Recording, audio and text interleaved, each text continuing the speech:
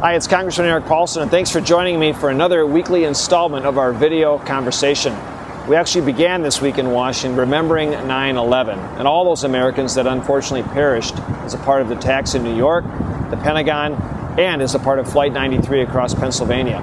We can continue to keep those memories alive and the hopes and the prayers there for the families that were involved. And we also want to make sure we remember the first responders and those that continue to protect all of us in the United States who serve in our armed forces.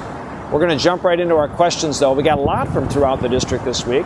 We're going to start, though, with Mike, who is a student at Jefferson High School, who wrote in regarding his concerns about school choice and education.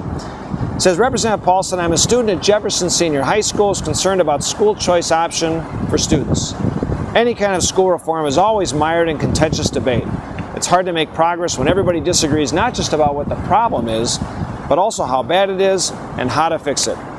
Well, actually, thanks for sharing your thoughts on education. I will tell you, my daughter's just started school recently. My wife teaches in school as well. So education issues are near and dear to my heart.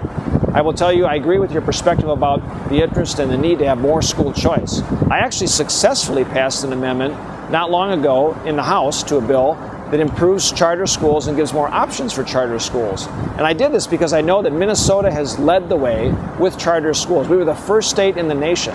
And so I think about 20,000 students in Minnesota are students who are at charter schools. It's a great option.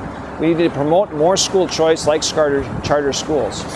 Also want to make sure that I mention, we had another question from Mary Ann and Edina regarding the estate tax. She writes in, Congressman Paulsen, do you expect Congress to act on the limits of the federal estate tax before the end of the year? And if so, what's your best estimate of what the new limits will be?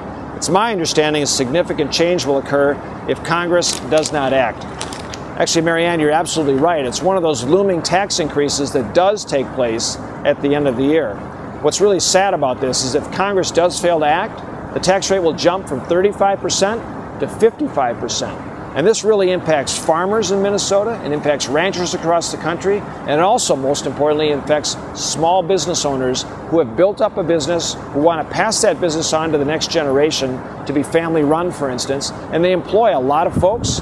In many cases, the estate tax could wipe out the business completely. I'm working as a part of a bipartisan group and coalition to stop that estate tax hike that would happen at the end of the year. More importantly, we need a long-term solution to give confidence to those that are planning for the future to pass on these successful small businesses to the next generation to actually be able to happen and occur. I want to thank all of you for your advice, your questions. Continue to send in your thoughts. You can reach me on Twitter, Facebook, or of course, on the website at paulsen.house.gov.